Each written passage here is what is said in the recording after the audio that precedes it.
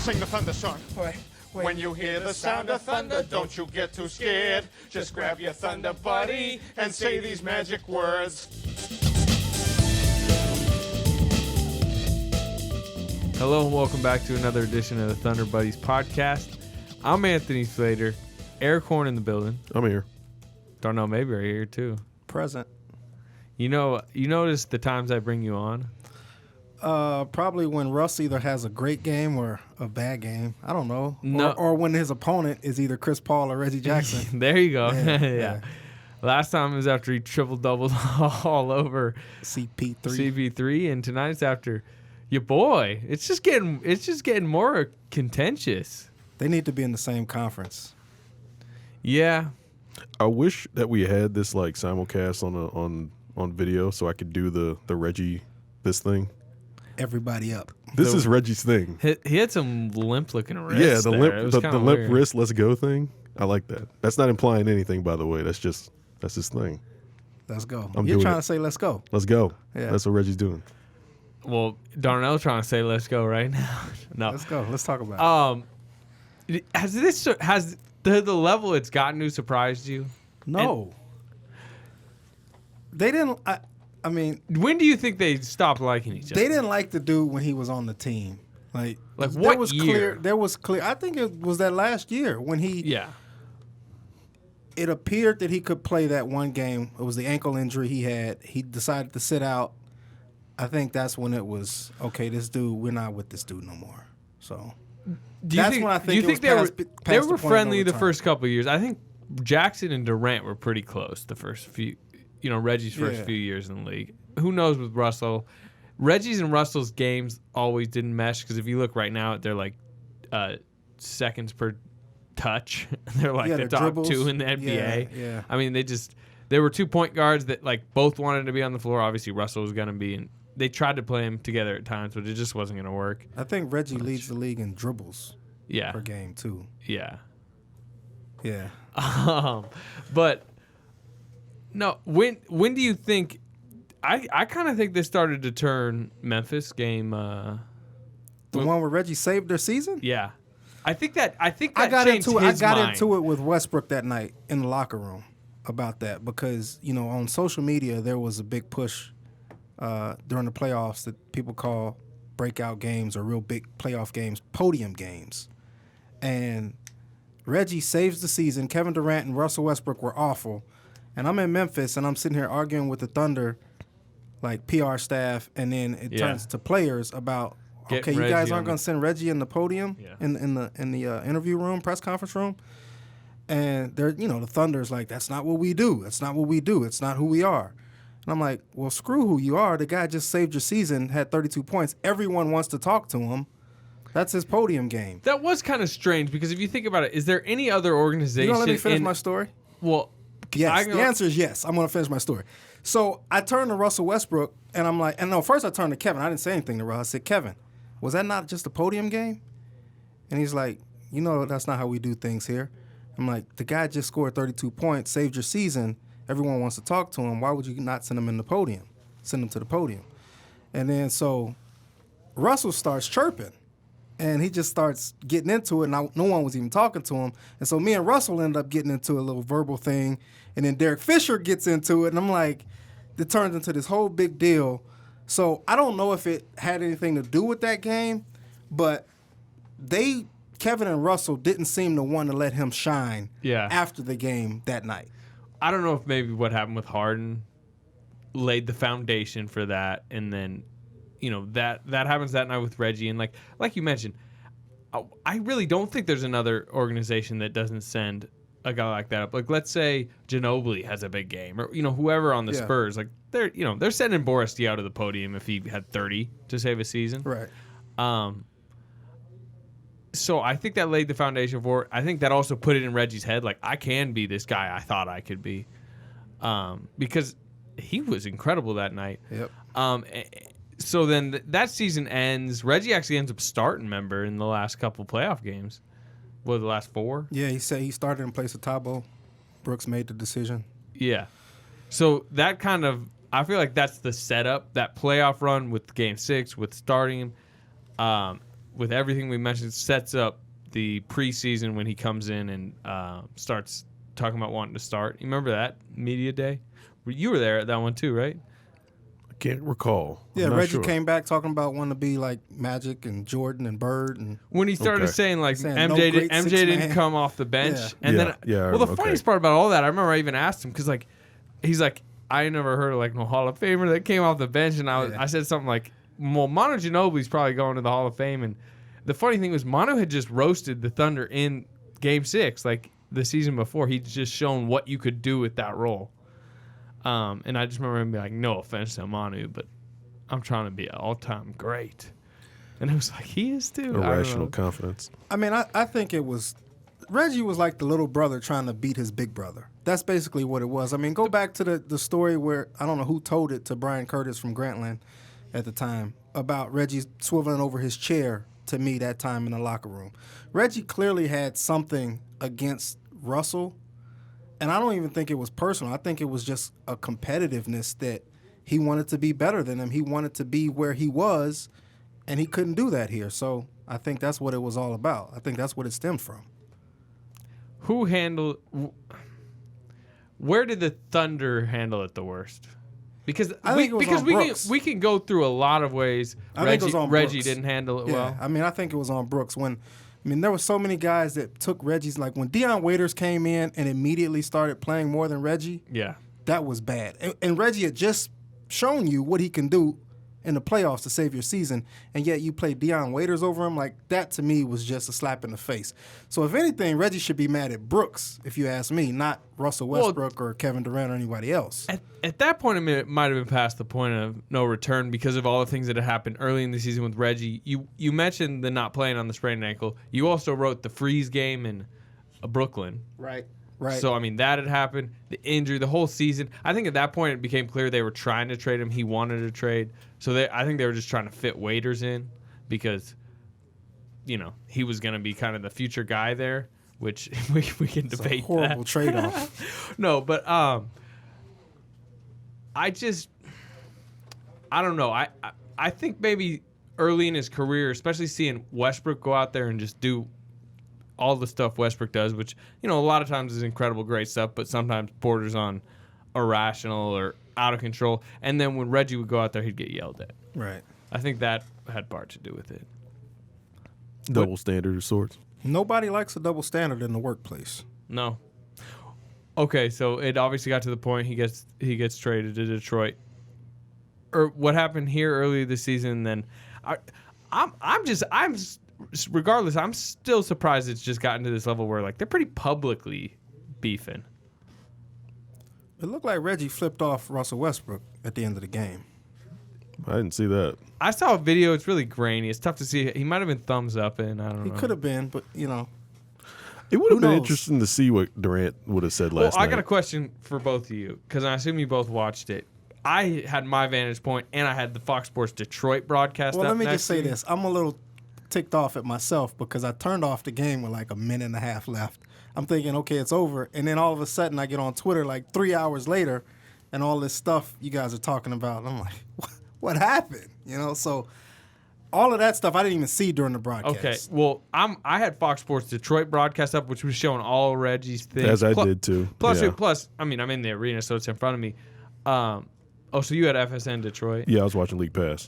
Man, I mean, I'm not. That's probably I don't want to go there, but I just wanted to know what what most Thunder fans saw because I don't think they saw much of the Reggie stuff from what I heard. I didn't even think about that. I didn't even think of what they would have been saying potentially, but I was just surprised at how Reggie was taking it, considering the general insignificance of the. I mean, it wasn't insignificant from their standpoint in terms of them and their playoff seeding, but I didn't think it was very classless on Reggie's part, and then the Steven Adams part that you talked about with them at the free throw line. I was really curious as to what they were saying to each other, and Yeah,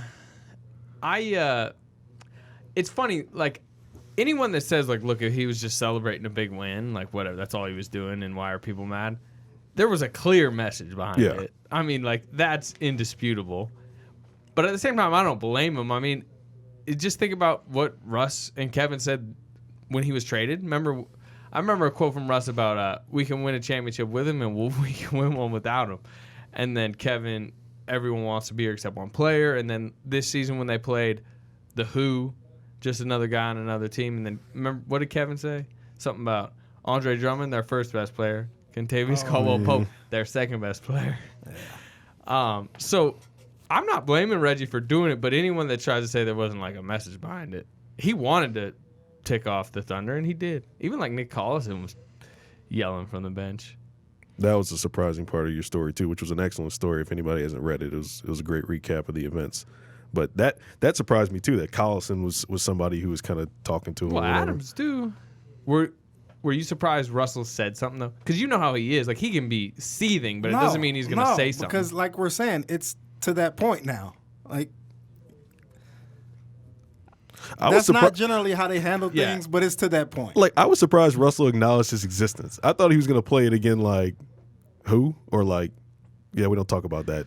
So my post game was pretty funny because you guys both know this. Like especially when you need somebody on both sides, it's like you gotta like seesaw your way back and forth, and like in between the home locker room in Detroit and Auburn Hills, I guess, which is 80 miles outside of Detroit, and the visitors and home locker room, there's a tunnel and like buses and stuff. So I was like running back and forth, and halfway in between, I keep seeing Travis Jackson, Reggie's brother standing in there, and I'm trying to get Reggie and Russell and like.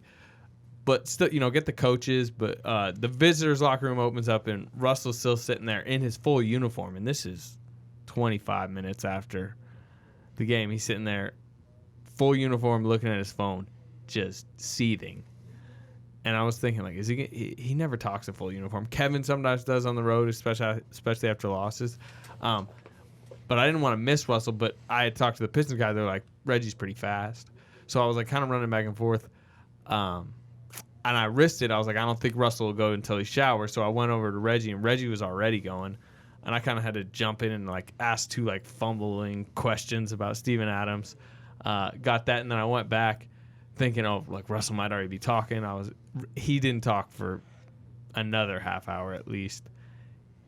When did you type your story? Pretty late.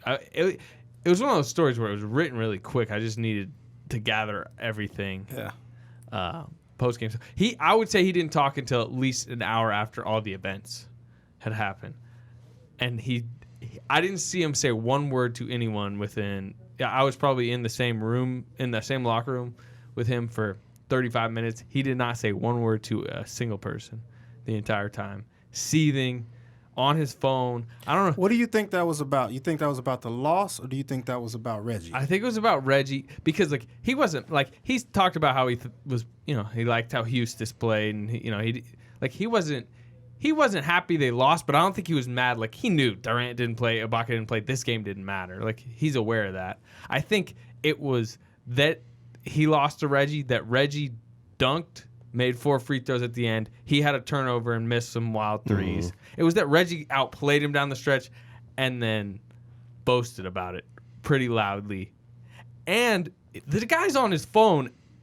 I wasn't looking at the screen, but people he ain't just playing Angry Bird. Yeah, he's on Twitter and Facebook and his text messages and he's just like he's like, I feel like he was soaking in it for an hour, and I was sitting there like, I don't know, is he gonna really pop off? Is he gonna ignore him? I had no idea. I was getting the feeling more and more he's gonna say something, but then I was also like, maybe he's trying to wait us out because he hadn't talked an hour. Maybe he was just last bus, and like he just gets out without talking. But the funny thing is, I don't know if you guys watched the video. I asked him, and he was like, he did the thing where he actually doesn't hear you, even though it was like a clear question, like, say what? I was like, okay, he's not going to answer. So I asked it again, and then that's probably as extended and direct an answer as he's ever given. As far as like, usually in those situations, he has funny quotes, but they're not. Yeah. You asked him about Marcus Smart, and he's just like, don't get it twisted. I do this. Yeah. It's not really about Marcus Smart. That was about Reggie. Yeah, when I read it, I was just completely stunned at how directly he acknowledged the fact that what Reggie did was BS. I was like, man, like he said it. He just flat out said it. And then the whole we'll get him back down the line thing, I was like, all right, that's going to be a long time. But, I mean, unless they somehow meet in the finals, which ain't happening. Yeah. The whole locker room was mad. Adams was mad. like his interview, he kind of kept it relatively cool. He wasn't happy. Donovan wasn't happy, although he liked Stan and it was whatever. But I don't know. I thought the whole thing was interesting. And I think that was the best part about your story was that, like, it really captured what mattered in that game, because the whole game itself didn't really matter. And, like, the game was terrible to watch. I'm happy it happened. It spiced up my my Tuesday night in Auburn Hills. And, like, Darnell and I were texting back and forth during the game, like, talking about how the game wasn't that good. Game. And I was like, It's getting good. It was so And bad. I was, like, trying to throw little things out there, like, hey, the defense is getting them back in the game. It's feeling like they're playing better. Like, you know they were shooting like what was the dookie. most interesting thing about that game until everything happened in the last few minutes? Josh Eustace. Yeah, he really was. He played pretty decent. He played okay. He got some minutes. I'm just reading this text message exchange between me and Eric. Well, It is it readable to, Yeah, it's to the readable. crowd? Go It's ahead. readable. You mind, Eric? No, go ahead. Eric. Okay, I'm the grumpy old man. Give the time. around here. So, like, what time of the game would this have been? So the game it started at 6:30, so about 6:40. So 15 minutes in, 6:55, I text Eric, what's Tobias Harris's career high? Because he scored like 11 first Marcus quarter Morris points. is the one who ended up going off, but yeah. I'm thinking Tobias Harris is going to join the club. Eric says, Singler. Because Singler, he got him on that up and under. When Singler went up and Tobias Harris said, whoop, sorry. And then he says, Thunder is rough actually road getting trip back for on defense. Offense not doing much without Durant, Ibaka to space. So he texts me to back that 6 minutes later, 7:01. 7:26, I text Eric, this is a boring game. Eric doesn't text back anything until 8:28 and says, it's heating up a little. And I say, finally. It was tame. And then It was tame. Eric says, good defensive effort by the benchers. So Eric was sitting there trying to take the high road and be Mr. Positive. The and third I'm like, quarter this game was stinks. The third quarter was some of the worst offense I've It was ever bad. seen. The Thunder went 3 of 20, had 7 turnovers, and scored 9 points in the third. That was a brutal game to watch. Hey, but Josh Eustace, And I missed the though. best part. But Josh Eustace, though. Josh Eustace. What did you think? He looked solid. I mean, Marcus Morris was like jam him up, but I mean, he was hitting jumpers in his face, but I mean, he was right there contesting. Yeah. That's all you can do. Had a nice block on Pope, hit a Yeah. corner 3, had a dunk, which whatever, he just caught and dunked it, but I don't know. He caught one at like above the break 3-point line, and he didn't even look to the rim. It told me he doesn't have a lot of confidence in his 3-point Yeah. shot yet. So This is extremely premature. The guy's probably played now, 18 NBA minutes in his life? yeah, and he's probably not going to play again. Maybe like the last game or two. Well, my thing is, like, with this team having such issues, like major wing issues right now, Singler's playing really poorly right now. He's just, like, his fouls per minute are just outrageous. He's got the slowest release in the league. He's next to Andre Miller. Kyle Singler's got to have the slowest You know what release else? in the league. That dude misses, like, floaters so Yeah. much. You know what I mean? Those, Yeah. like, I feel like he gets, like, pretty good spots. He's smart as, like, cutter, and Westbrook will find him, and he'll catch it, like, 8 feet from the hoop, and he'll, like, those push shots. Yeah. He just clangs them. He might lead the league, too, in those breakaway situations where he just gets clobbered and, like, runs into the stanchion or Yeah, something he like usually that. gets a foul call on Like- those, but yeah. Like, did you see how hard he ran into it last night He on got that breakaway? slammed. It was early in the game. Yeah, that was... And I think Reggie was right there. I'm thinking, is he going to help him up? Is he going to help him up? No. Well, he shouldn't have just anything turned with around and Singler. He's helped part of him the up. reasons he's in Detroit. Singler was part of that trade, but my thing, look, why not give Houston a little test run the next 4 or 5 games? Like these, as was established last night, they don't really matter. Like they're going to be the 3 seed. They're not going to have home court in the second or third round. I don't have a counter for you, a counter argument, but I'd rather see McGarry. Bring him up and play him. I'd rather see him play before Houston. I know what you're saying, but the problem here is the position. You know what I mean? Like I think McGarry's like, if you just ask the Phoenix Suns which player would you rather have, they'd obviously take McGarry. But the thing is, the Thunder knows they have their loaded front court that, a lot of the guys in their front court need more minutes. Whereas their wings, you're like, he needs less minutes. He needs less minutes. He needs less minutes. Somebody's got to get him. Put it this way. I think Mitch McGarry could help you win a game way more than Josh Eustace could. Like Can he help the on one of those Thunder nights win a that game? yes, that's what I'm saying. On one of those nights that Serge Ibaka just doesn't show up, throw Mitch McGarry in there, and I got confidence that he could go out there and get you 10 points and 6 rebounds. Or play Ennis Cantor more. Yeah, you could do that too. But I'm just saying, between McGarry and Hustis, if we're talking about getting young guys minutes, my vote would be McGarry before Hustis. I know what you're saying, but I just think they're craving for, you know what I mean? They're craving for wing play. So try this guy. This guy might not be on the roster. That's an off-season problem. Yeah. You'd like to just see the guys that they have play consistently.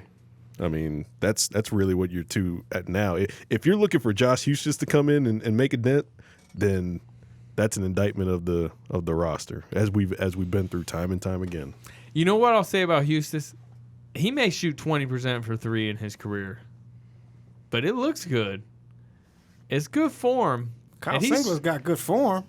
Yeah. It's Josh just slow. Hustis looks like a ball player. He looks like what a ball player is supposed to look like, a wing. That block on was a good block. KCP was nice. But we've probably gone too long discussing that. Okay. Can never talk enough Josh Hustis. Okay, now let's go to the night before in Toronto. The Thunder play really well.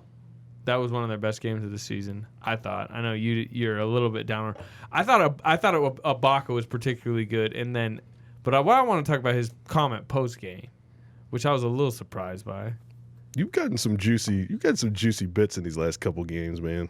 Yeah, you got some good sound I bites. had to wait Serge out. Gee. Oh yeah, he's slow. Yeah, he's Serge. Yeah, he took about an hour post game. Nobody was in there. Were you guys surprised by that comment? I was a little. I'm gonna get it up and read it. I think a few media places I saw kind of ran with it too much. Yeah, I mean, I agree with that. I think it was like it's within a win streak. It would have been I feel like it would have been a lot more headline worthy, in a loss. Yeah.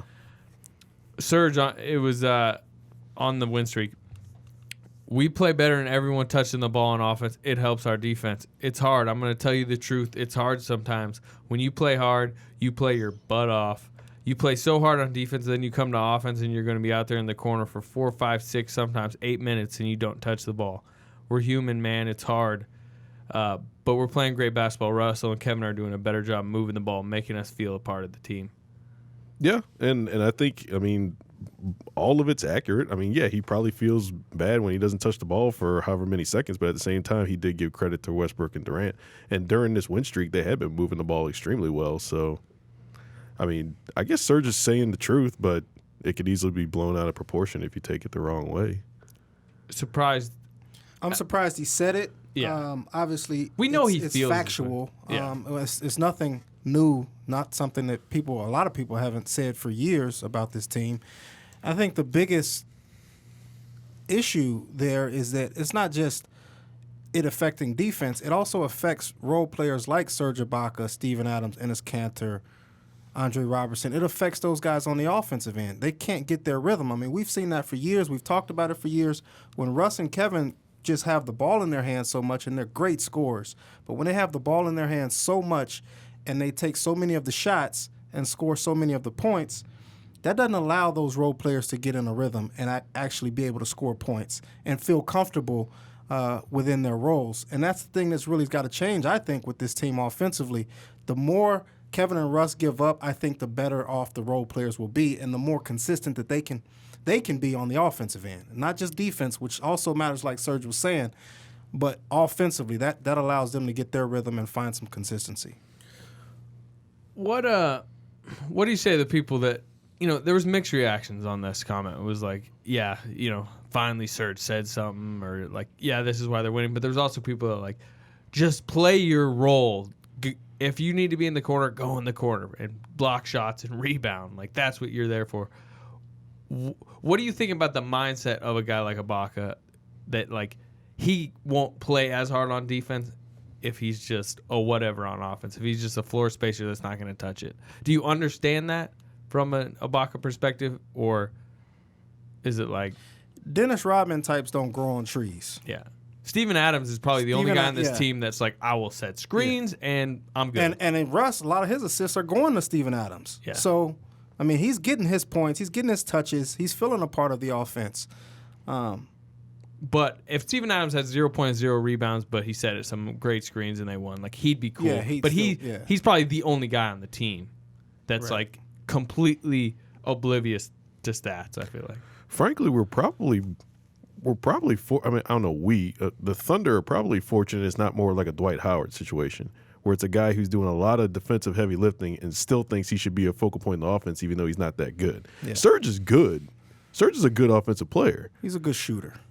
Okay, he's a good shooter because he can't dribble. Can't dribble. Can't. Hey, did you Can't see him post. in that Well, Toronto can't game post. though? Pump fake, dribble, shot a couple times, had a What nice is this, little game bounce 70, pass. 72? Hey, well, baby steps here, all right? Okay. What is this? I'm not talking- Year six? He not Seven? Draymond steps. Green playmaking out there, but when He's an excellent this shooter. is I'll give him that. He's a good this is an indictment on where his offense is. But when he does like pump fake, let a guy fly by, take like a sharp dribble in, and like hit a jumper, you're like, oh, nice. I don't know. How encouraged are you with the 8-game win streak? Then we're just eliminating yesterday's game. Read that email you sent out I to us. pulled it Donna. up. I will definitely read it. I will definitely Can it read be a little spicier than that text message convo earlier that I thought was going to be like No, it wasn't. hilarious? It was and just, we were just like, talking about how boring the game was. I could read. Yeah, I'm Darnell's. about to be talking All about right, how so- boring the text message so conversation here's the email. was. I got the email. I can read Darnell's I got email the if you email. want I'll read to. it. I'll read it. Okay. So Barry Trammell blogged yesterday about basically him being impressed with this Thunder team now. After that Toronto win, this was the impetus for his blog, okay? He said that the 7-game winning streak, what was it? No. Yeah, the 7-game winning streak was nice, but not terribly important. So you guys can pull up Barry Trammell's blog and read that. And so I replied to you guys. Nobody replied back. We can talk about that after the podcast. I wonder why that was. But here's what I replied to you guys off of Barry's blog. I said, it's a shame how they've lowered the bar. Toronto is not and never has been a championship contender. The Thunder is, or at least supposed to be. San Antonio, Golden State, and Cleveland. Those are the only 3 teams that matter. I'll be impressed when the Thunder pulverizes, that was Barry's choice of words, pulverizes one of those 3. Until then, ... One thing I'll say on your side of things is I thought Toronto looked awful in that game, and I don't really believe in them too much as a contender. Like, regardless of how the Thunder played, they didn't play well. I mean, like, who's their best player? Lowry or DeRozan? One of those two. I mean, they're both All-Stars, but it's East I mean, All-Stars. Westbrook and Durant versus Lowry and DeRozan. Yeah. Come on, man. Like, And didn't they it's not a fair fight. They didn't have DeMar Carroll, did they? No. No. And that's a big deal. Yeah, I mean, they haven't had him for a while. Like, they're a 50-win team. Like it was a good win. But so I agree with that point as far as like that isn't anywhere near beating really Golden the State, Spurs San and Antonio, Warriors. Cleveland. But the other thing is like, to me, it wasn't just that game. It's just like everything that led up to that game and that game where you're actually just watching them and watching them all see like this is clearly the best they've played. Like you have to be impressed with how they're playing. You know just as well as anyone. Like I know the opponent does matter, but like you can still see how well they're playing, regardless of if it's not the Spurs, so we just throw it out the window. Like no, what they're doing on the court is. But I love what Billy encouraging. Donovan has been saying. You talk about Slater getting all these great quotes. I mean, Donovan might have said it in a group, but Yeah. how he's saying it's the level of consistency the level of focus that they bring consistently. Mm-hmm. Like that's what they have to do. It's easy to go out there and do it one night and feel good about yourself, but he talked about it being a fleeting feeling. And that to me is what this team has to really be able to focus in on. Can they replicate that effort, that intensity, that focus for an 82-game season? That's not something that we've been accustomed to seeing them do.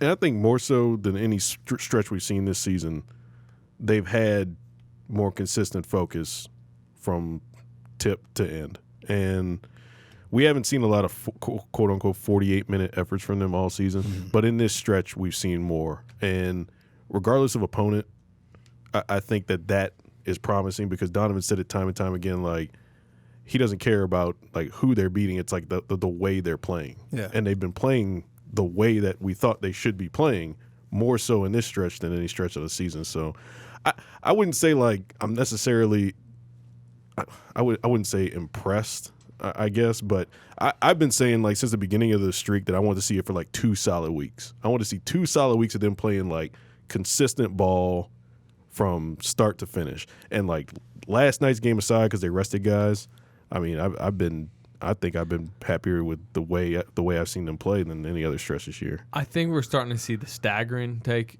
a greater effect. I mean, there's like the bench has its holes, but now the fact that like they're never alone out there, the bench is never alone out there. There's never a time in the game where you're watching like, oh, can they just hold this together? Like, just hold off like an 8-2 run or something. I think Durant's getting more of like a rhythm of how he has to play with this like 6 minutes on, 3 off, 3 on, 3 off, 6 on. So I think that's good, but I don't know. What about the free throw putback in Toronto? Was that insane? That was insane, right? And then Westbrook's face after he did it, he had that mug like that. And he kind of looked around, and I'm making that bitter beer face mean mug. If y'all obviously can't see it, but Westbrook was kind of impressed with himself too. He was like, "That's pretty nice." I like Durant's reaction. Put his hands He's on just his like, What head. do we call this? This is like, wow. Yeah. If you didn't see the play, Hands on Westbrook misses a free throw, jets in, jumps, gets his own rebound, puts it back, like guided it through, kind of glided through the air, and like put it back in, all without landing, which I'm not sure I've ever seen before. Before anybody else could really react, like he knew it was a miss before it even got to the rim. So he had the. I just got one question about it. Was that a lane violation? Isn't that No, a he lane hit violation? the rim. That was like the most important. I mean, that's the most impressive thing. Didn't it hit the rim before he even Yeah. took off? I don't know. I mean, I'd have to like go seemed like like- really time it up. Like I felt like his momentum was going forward, like he knew it was off, and I don't know if he took off before it got to the rim. Or I not. feel like there's a chance it might have been because the free throw, the guys on the line are allowed to go in right when it's released, Yeah. but the shooter has to wait till it hits. Well, that's kind of like when a guy gets dunked on and it's really a charge. Yeah. But the ref can't call that. Like, you got to call a blocking foul because it was a nice dunk. So they had to let it go. So then, should they have counted that Westbrook shot against the Spurs? Yeah, it was the Spurs where he threw it off the shot clock and it pinballed all around and then fell in. And it was like, that's out of it's bounds. like, It's up there too it's long. out of bounds, but Out it of was bounds. cool. You know Count what, it. though? Kyle Lowry's got to block out on that. Like, if you go back and look at that replay to think you vined it or whatever, Yeah. Kyle Lowry kind of runs in and he just stands there. That allowed Westbrook. As a purist of the game, like, that's the type of things that I look at. I'm like, if you block out, that doesn't happen, Yeah. but whatever. that was a great maybe play. that was maybe my second reaction. Like, how did nobody just? That's cut basic in front of him? basketball, fundamentals. Like, who's got the shooter? But then I attributed it to Westbrook just being really freaking athletic, and I was like, "What are you gonna do, Kyle Lowry?" My first thought was lane violation. But, what's your favorite Westbrook traditional power dunk play? Would that be up there? I don't know, but his Euro steps are getting pretty good. Really? You might have to redo the Eurostep rankings. Yeah, his Euro steps are getting pretty good. They throttle defenders the other way. You know what I mean? Like his He's so Euro explosive, yeah. and powerful that you really think he's going that way, and then before you know it, he's on the left side. And I feel like the Wade ones, even the Ginobili ones, they're like sliding by guys, and it's like kind of like a slithery move. His is like he's like slingshotting by guys. He gets like wide open layups from. He should probably use it more, yeah, especially on the and he can fast break. finish with either hand. Yeah, he can do it in both directions too, like both feet. He's What's your favorite? It's the I've talked about it. I don't know if I talked about it on the podcast before, but that time he shot a 3 and he thought he was gonna miss, so he ran in and it kind of like rattled in, but he caught it through the hoop. So it was like he shot a 3 and he caught it, and made a 3 and caught it. Like that's pretty ridiculous. my favorite remember. live was like that Orlando game where he had the 19 rebounds, where he had those 2 back-to-back offensive rebounds. And like Barry Trammell's like cracking up laughing next to me because he thinks it's so funny that Westbrook is out rebound. You know, when Barry gets really excited Yeah. and he starts like cracking up laughing. Like Barry's over here cracking up laughing next to me, and Westbrook gets like 2 offensive rebounds back to back over like 6'10" guys. And then the Thunder calls like a timeout or something, and like the crowd is like gives him an ovation for like 2 offensive rebounds. Like His rebound is crazy. Nobody has a crack up laugh fest on press row like Darnell Mayberry had one Oh time. man, sore subject a little bit. Yeah, well, Ticked off a lot of people with that. you did. That might be one of my favorite moments in the last 3 years. So It was hilarious. All right, I don't know it, so y'all might as well all tell right, it now. so this is early in the season. Last season, the Thunder are really struggling because nobody's healthy. The Durant foot injury happened. Westbrook gets the hand. I think at that point they were probably like 3-9, 3-10. Reggie's out there just Needed a getting it. win. I think who are they playing? Like the Lakers or somebody? I don't know. But It doesn't anyway, matter. like Oh, it was the Warriors. Was it the Warriors? you know what? It was the was the Warriors. Warriors. But the Warriors weren't Yeah, the they weren't- Warriors yeah. yet. This I was mean, they were a early good in the team. season It was last very year. early. They were good, but they didn't. Nobody predicted them to win the championship. Yeah, no way. Because like people didn't talk about this loss like it's a good loss, but if you think about it now, it was a really good loss where Yeah. there was no Durant, no Westbrook. Steven Adams might not have been playing. There He was had like the a hand lot of injury. guys didn't play. No, he didn't have the hand. He had a hand mid-season. He was one of the few that probably Okay, was so- playing. But like a lot of guys were out. Yeah. I mean, Lance Thomas was getting big minutes. Right. Like Sebastian Telfair might have been starting. Yeah. Because Reggie had the ankle and like all the stuff's going on. Reggie played that game. Okay, though. yeah, Reggie, you're because right. Reggie made the pass. Yeah, yeah. Anyway, so I mean, they were within 3 of the Warriors with like 10 seconds left, and like this team had been undergoing a ton of criticism, and And for more context, Reggie Jackson had gone like 3 or 4 straight games missing A game winner. tying or game Was this winning the shots. Was this the Reggie Cry game? no. Okay. So that was like I think Brooklyn when he was like, it's that picture of him slumping at half It court. might have been this game. No. It was. I think it was a home game that he did that because he It missed was a a shot. home game. They lost like 4 straight home games where he missed. He missed the game winner against the Nets. I remember. Yeah. He missed I think a game tire against the Rockets. Houston. Yep. But this one was not him shooting. He slumped down when he missed the game winner. Okay. Yeah. What happened in this game is they'd missed a lot of these, and it was coming down. It was like they're gonna miss another. They're gonna lose another heartbreaker. Yeah. That was the one thing people forget about that. Like 3-12 start. Every game was really. They were close. scrappy. They were into the game. like Perk was like getting kind of buckets Yeah. sometimes, and But Reggie had taken all of these potential game tying or game winning shots, and people were calling for someone else to take them. Yeah. And so that's the context that you Yeah. have to know. Like nobody else on the team had any business taking these shots, but people were tired of seeing Reggie miss at them. one point, like take the third, story. yeah, and so anyway, they're down 3, 10 seconds left. Like you gotta have a 3, and Andre Robertson and Lance Thomas are coming out on the court. And it was just like I think we And looked at each Slater other. called it. Like, Yeah, I was like, why? Like they need a 3. Why are Andre Robertson and Lance Thomas coming in? And this is Lance Thomas who had yet to hit a 3. Now he's like kind of snipering in New York. But anyway, the play unfolds. I think Reggie drove or something. drove, yep. And it was kicked out, and Steph Curry had like completely collapsed off Andre Robertson, and I remember Robertson caught it, and Curry started to like break, like he was gonna go close out, and then he like completely stopped himself and kind of like backed up, like, "No, we good." And it was one of those like I don't think Robertson wanted to take it, but like it was the weirdest feeling I think there's ever been in an arena where like there was 5 seconds on the clock, down 3, you need a 3, and this guy is wide open for 3, but the entire arena was like, and like Robertson was like, and like everything stopped, and he just it was just like one of those moments like, well, screw it. Let it fly. And he threw up, and for some reason to me it still seems like the highest arcing 3 I've ever seen in my life. It was. Because I remember it going up, and it was like it was in like a movie slow motion that was like, I can be your hero, baby. Like I remember it going up, and like it was lofted to a point where you're like, maybe it'll go, maybe it'll go. It was online. It was online, and it fell like 7 feet short. Air ball.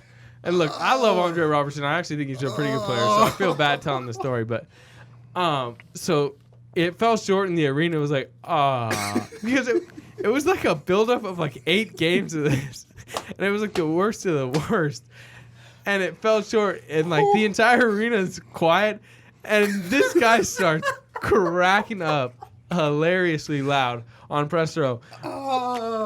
Couldn't stop laughing. The irony of people calling for someone else to take the shot. and that's one of the problems that I have. Like all these guys are always saying like trust your teammates. Well, I mean, Durant trusts Robertson. He passed to him in the last game. Man.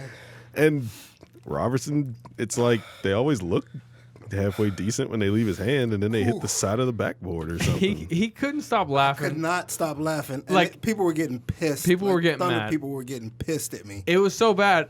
We were sitting in the the press conference post game. man. He was still laughing. This was 10, 15 minutes later. I could not believe he had what to I just leave. saw. He had to leave the room at one point. But we're waiting for Brooks to come in. And one thing you got to remember is it's a very solemn environment because Because they were this like was like 3 their and 12 sixth or straight whatever. loss. Yeah.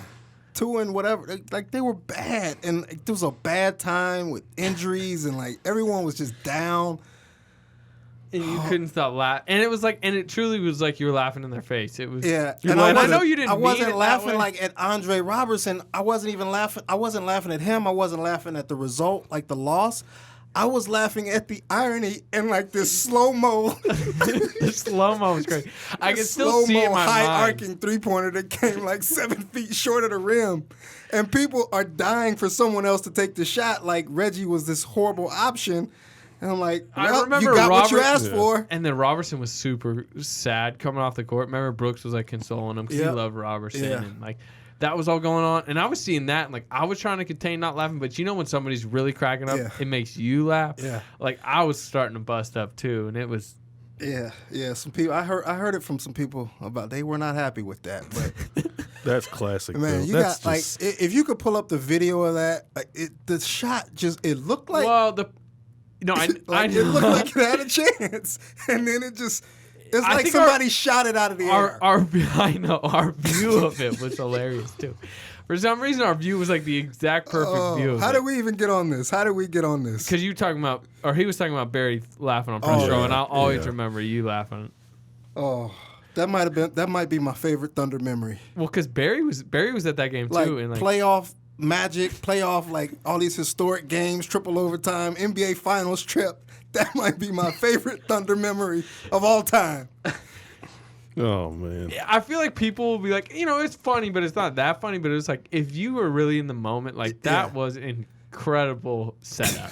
Well, it's also like you're thinking about like y'all were saying, like the way they started the season, like how Reggie just had all these almost game winners and all these attempts, and then it's just like this is it in a nutshell. Yeah. Like Andre Robertson, here it is. This is, and then Well, to me, the funniest part was that to me it was like the quiet arena, and then the Darnell Mayberry.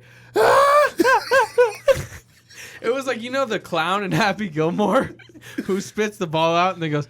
It just felt like that. I was like, oh my god, what is going on? Anyway, Good times. it's been an interesting week in the NBA. This is usually a dead time, but you had the Reggie thing last night, and as that's going on, the Lakers thing popped off. Lakers are in shambles. That's a travesty of an organization right now. Travesty. Travesty. What do you guys think about that?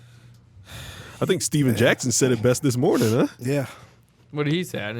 I was on a plane. He quoted the great philosopher Delonte West. He said, "Snitches get stitches." Wow, it's pretty bold. Not that he was going to give him stitches, Right. but like maybe Nick Young, perhaps. Nick could. Young don't look like a fighter. Anyway, Neither for does those D'Angelo Russell, but ESPN reported it. It was D'Angelo Russell. I guess took a video of Nick Young talking about cheating on his fiance. fiance, who Iggy is Azalea. Iggy Azalea, who's a rapper, well known, and who put it out there like a gossip site? My question is, how did it get from D'Angelo Russell's phone to a gossip site? The old-fashioned hacking is what they're saying. Hacking. I just threw up air Seems quotes. doubtful. I just threw up air quotes to those at home. They can't see us. What have you guys thought about how Byron Scott has handled D'Angelo Russell this season? Super critical of him in like almost every post game, even when he plays well. I covered Byron Scott for 2 years here with the Hornets. He has a problem with young players. He's a very old school coach who does not gel well with young players unless you're Chris Paul or Kyrie Irving. How about he had J.R. Smith when you covered him? Yep. didn't you? J.R. Smith was in the doghouse. Yep. Yeah. When he was like when J.R. Smith was here, it looked like J.R. Smith was on his way out of the league. Like that's how far into the doghouse he was. Byron Scott basically almost killed any chance he had at an NBA career. That's when I was living in New Orleans, and my dad was mad at Byron Scott because Byron Scott wouldn't play J.R. Smith. Yeah. And it's basically because he's a young guy. I mean, he was out there doing some immature things. Like, he'd be out there at half court doing the chicken dance right after halftime for second half warm-ups, throwing up half court shots instead of actually getting in shots. But he was so far in the doghouse, he wasn't going to play anyway. So that ain't was gonna help you get out of it, though. Right. That was the most publicized one. But another one was Brandon Bass. Like, he did not play Brandon Bass for those 2 years with the Hornets when they were here. And there was really no reason for him to not play Brandon Bass, especially with those ragtag squads. You could see then Brandon Bass was a terrific rebounder, and he had sort of a Serge Ibaka light, David West light type mid-range game as a shooter. And he just wouldn't play him. So he's never really gotten along with young guys. So all of this stuff that he's doing now with D'Angelo Russell, sort of expected. Because he's not like this wonder kind point guard like a Chris Paul or Kyrie Irving. You know, he's talented, but he's just not an impact player, like a game changer at this point in his career. Byron Scott has not handled his season well in LA. Yeah, I mean, when you're 10 and whatever they are, 11 or 12, however many wins they got, you got to play those guys. It's not just him, it's also Julius Randle. Like, those guys should be playing and getting a lot of minutes, closing games, getting that experience. But, again, Byron Scott's an old-school coach. He feels like you got to pay your dues and do your job a certain way in this league. And, you know, that's just kind of how he goes about his job. How much of this do you think can be attributed kind of to the kind of, I guess, joke that the entire Lakers season or backseat that the Lakers season has taken to Kobe Bryant mania? It's like, it's almost like the development of players has taken a side to just making sure that Kobe goes out the most honorable way possible. It's an issue. I mean, this whole year, it was like a wasted year in LA. Yeah. They didn't fire Byron Scott, I think, in so much because I think they were kind of cool with losing. Because that's one thing you got to remember about this season. They didn't develop, but one thing they did do well is lose because I think their pick is top 3 protected. So if they're 4, it goes to Philly. But now it looks like, you know, they have a better chance now to get 3 because I think they're the second worst team in the league behind Philly. Be awful if they don't hit the lottery and move into the top 3. Well, that'd be terrible. Yeah. No, that would complete just a brutal 12-month period for them. D'Angelo Russell actually looks like he could be pretty good, though. He's been better of late. But I don't know. That whole situation is bad. You got to really feel bad for, like, Iggy Azalea, too, you know? She's on Twitter saying, thanks, D'Angelo. Yes, she did. She's glad that he outed Well, then him. this happened right after the Kyrie Irving thing happened this week. What? Oh, yeah, we didn't even talk about that one. What was that? Kyrie, oh God, I'm getting way out of my realm here, but Yeah, this is a little bit more grave. yeah. So he's dating she a rapper, She's a young R&B singer. She's about 20. Her name's Kehlani or Kehlani. something. Yeah. And she was dating Kyrie Irving, and she had dated a rapper named Party Next Door. What a name, by the way. And Kalani, is she white? Is that relevant? Mix maybe. No, I just saw this. I just saw this performer. I just came back from D.C. I went to the White House Easter egg roll, and they had this stage set up. And I think this girl said her name was Kalani, but she looked like she was a 19-year-old white girl. She looks white, but she could be, I don't know, she might be like Hispanic or Anyway, ethnic she or something. Instagrammed a photo, or no, Party Next Door Instagrammed a photo a couple days ago of him like in bed with her, I guess, and like everyone was like, "Oh, isn't she with Kyrie?" And you know how the Twitterverse goes now. And then there was, I don't know, like reported stories about her like attempting to commit suicide because of it. And then there was an Instagram photo that she posted that said that shit she did. and it was her arm, and she was in the hospital. It was just a picture of her tattooed arm with some IVs and things connected It's been to a it. weird week in the NBA. Yeah. That happened like 2 days ago, 3 days ago. That was maybe Monday. Yeah, or and then this Sunday or D'Angelo Monday. Russell thing happens now, and like makes the Reggie Jackson Thunder spat look very just like WWE phony whatever, with that like real life stuff out there. All right, so I asked you guys this before we came on. We all played competitive sports on some level. I think Eric is the only one that played in college soccer. College soccer, if that counts. I played high school basketball. That was as far as the journey took me. Slater, how far did you get And what sports? Basketball and baseball I played through high school. Yeah. Okay, so worst thing that you guys ever witnessed or heard about a teammate doing? Like to another To teammate another or teammate. like ever? No, to another teammate. Go. You guys go first. You got one, Eric? Not off the top of my head, but I did know teammates that slept with other teammates' girlfriends, and y'all all know how that goes. High school or college? All right, never mind. Don't even say anything because I don't want you to pull a D'Angelo Russell. You said enough. Well, I don't have tape. Do they know at this point that was done? Darnell, you clearly got a good one. Go. As if it matters. I mean, they're not going to find out. They might listen to the podcast. All right, I won't say. Okay, don't say. We don't want you to get I could say both. We don't want you to get stitches. I could say both, and that'd be accurate. Okay. Oh, well, there you go. All right, so here's mine. We were on a road trip He had to have a good to one. like 'cause he Niagara Falls, New York, I think. I finished high school up in Virginia, Northern Virginia. So my high school team went to Niagara Falls, New York, and we had this one guy on the team who was like, every team has that football player or the guy from a different sport that's not really good at that sport that you're playing with him on. And so this guy, like, he didn't get any minutes. He was just a clown. But he's real physical because he came from football or whatever. So he was a clown. So we're in the hotel, and he goes into this guy's bathroom, pulls out his toothbrush, pisses on it, and then puts it back in his little toiletry bag. The guy brushes his teeth with the toothbrush. Is this supposed to be on the podcast? That's grounds for death. Yeah, that's grounds for a lot. Like, death is a little It's much. a little much. But- It's a little much. Yeah. I mean, you talk about stitches, It's grounds for a butt whooping. and there was no Keep it PC. there on were the no pod. hands thrown because one guy came from the football team and the other guy was just kind of like this scrawny kid that just had to take it. That's messed up. That's Yeah. that is messed up. It's What the do you- worst thing I've seen a teammate do to another teammate. What you got, Anthony? I don't got that. Jeez. No, I mean, Is it safe for the podcast? yeah, some of them are. Some. got a few. Well, I mean, I just got some. He's funny sitting here shit. looking at the sky like filing through Yeah. the mental Rolodex. Got a here. Rolodex. All right, I got a decent one that I can tell. I don't know. This isn't as much like this wasn't like evil teammate to teammate, but I guess it's just kind of a funny story. Star QB of our high school team and the safety. They were both my friends, and they went out.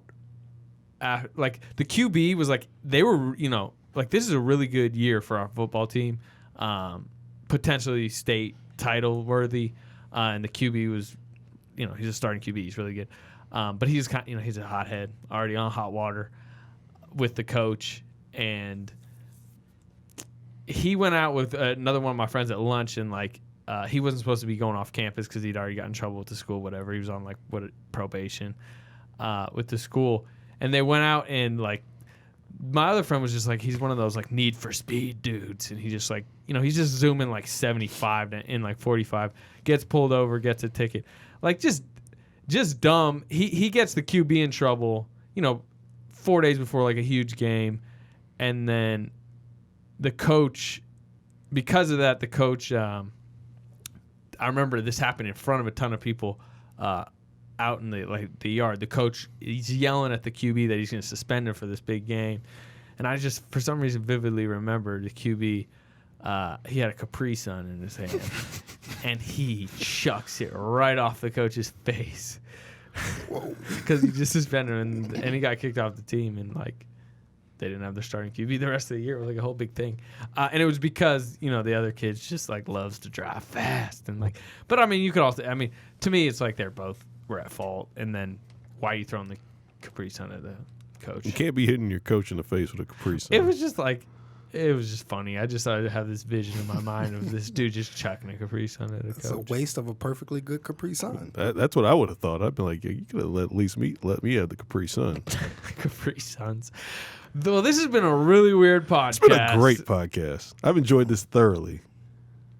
Darnell? I got no complaints. Started with Reggie Jackson. In the middle, we had an Andre Robertson story. Flashback. Oh, man. And it ends with a Capri Sun. All right.